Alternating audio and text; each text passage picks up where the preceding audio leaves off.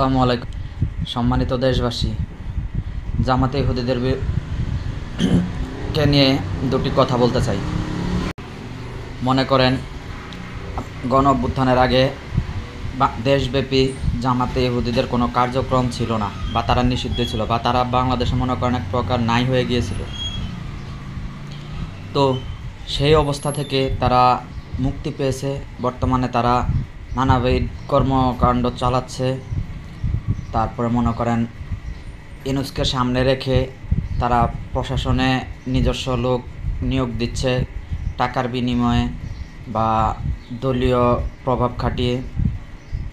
কারণ হলো ইউনূস লোক তো নিয়োগ দিতে হবে, কিন্তু ইউনূসের তো কোনো লোক নেই, সে তো আর আপনার রাজনীতিবিদ না।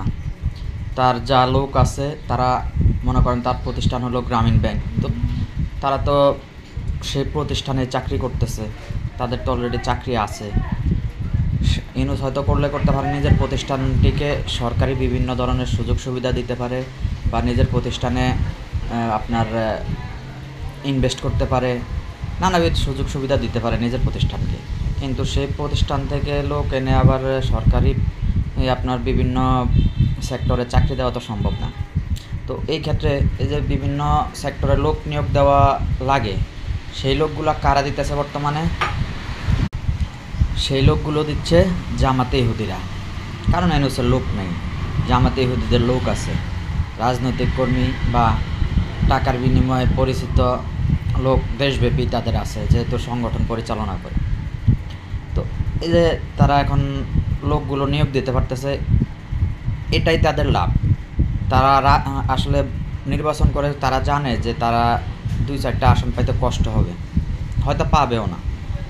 তো এখন মনে করেন নির্বাচন ছাড়া তারা যেভাবে নিজেদের লোকগুলো দেশব্যাপী নিয়োগ দিতে পারতেছে, নির্বাচন হলে তো আর এটা সম্ভব হবে না।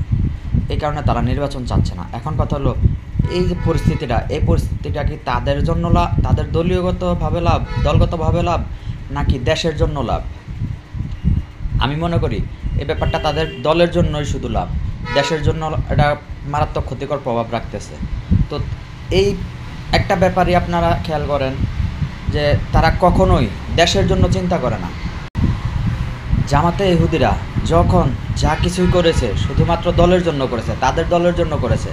দেশের জন্য তারা কখনোই কিছু করে নাই, ভবিষ্যতেও করবে না, অতীতেও করেনি, বর্তমানেও করতেছে না। তো এদেরকে চূড়ান্তভাবে বয়কট করতে হবে, এবং এদেরকে প্রতিরোধ করতে না পারলে এই বাংলাদেশে মনে করেন কী যে অবস্থা হবে, মনে হয় গৃহযুদ্ধ লেগে যাবে।